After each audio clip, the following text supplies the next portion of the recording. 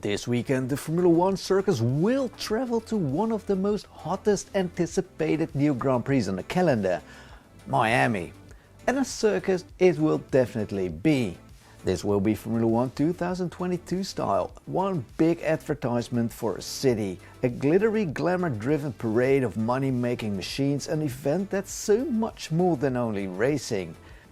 But with over 250,000 people expected, it will be a fest of speed as well. So, what can we expect? And most importantly, as a purist, will it bring us any good racing?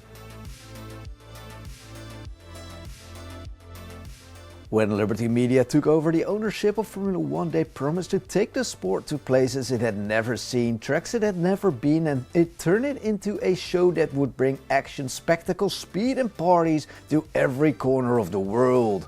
Partly hampered by Corona, this didn't really happen with the force they wanted to, but they still brought some interesting new tracks to the calendar. At Qatar, no, you're not one of them. We've seen fantastic hits like Zandvoort, a race that felt like a party of speed in the old days. But with Miami on the calendar, Liberty Media finally got its own real landmark Grand Prix, an event that goes beyond the racing itself and that shows the direction Formula One is headed. Like the Netflix hit series Drive to Survive, Formula One in the Liberty Media age is more than the racing itself. It's a real-life traveling circus with action, drama and a couple of interesting characters that make the show worth watching, even for those who don't really care about racing itself. The Miami Formula One venue is a festival terrain and the racing is one of the headliners. Hey guys, fun you're watching. Hope you like it, hope you like this style. Please do leave your comments and like. Now go back to the video.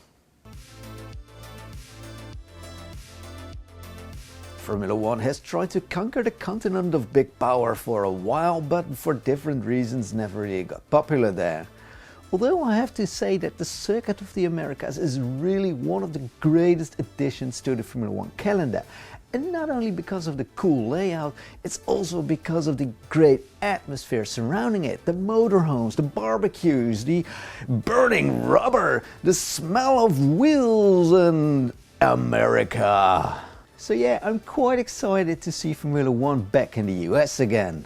And with the push of US-based Liberty Media, this could be the right time and the right moment. The only reservation I have is this.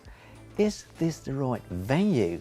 I mean, COTA is in Texas, where oil is religion, an elixir of life. But in Miami, only sun oil is an elixir of life. And I don't particularly like greasy, man.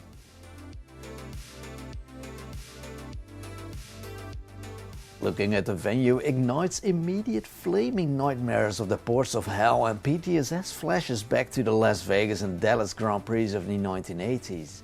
Now, organizers assured us that these dystopian views are nothing but nonsense, and this Miami parking lot is much more entertaining than the one in Las Vegas. But even if we want to believe them, the signs aren't much good. Now, the track is designed around the Hard Rock Stadium, which is a pretty weird USP because, well, who gives a flying anyway? And the layout is pretty regular as well, which is surprising given the fact that it wasn't designed by the usual modern F1 track designers at Herman Tilke. This one is done by Apex, a company that also did the Dubai Autodrome. Does anyone know that track? Okay. Well, looking at the track more in depth, it's clear it will be a fast track. Average speed will be around 270 km per hour and it will have 2 or 3 DRS zones. The first part of the circuit is pretty regular with a long straight, one serious overtaking zone and a couple of very fast winding corners with long run-offs, no gravel, no grass or anything worth mentioning basically, except that it has a couple of trackside villas. Cool for the sponsors, but I don't care. The Motordrome also looks quite spectacular with narrow sharp corners but pretty impossible to overtake. And the last part is just a boring straight heartbreaking zone and back on the gas. So yeah, gotta be honest, I'm pretty skeptical. Drive to Survive and the American ownership really made Formula One more popular than ever. But this came at a price to some others. Lots of drivers hate Drive to Survive, and at the end of last year's season it got pretty messy because of the heated circus around the track. Can Formula One stay interesting for purists like me, guys who just want to see hard racing? With a circuit around the stadium, a marina and a trackside pool, this Grand Prix seems to be thought out with only money on the mind. Liberty Media will have to prove there in Miami it's much more than that. Red Bull Racing was flaming last Grand Prix in Italy, and that must have hurt Ferrari more than a lot. To be defeated on your home soil is one thing, but to crack under pressure like Leclerc did is even worse.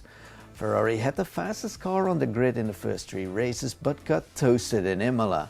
Now, Red Bulls have always been champions in developing their car throughout the season, and this year, spurred by surprising DNFs, they seem to have put it up a notch. Ferrari will have to respond in order to keep their momentum.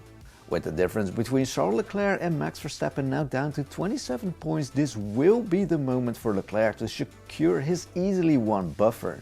If Verstappen this one, he's definitely full-time back in championship contention.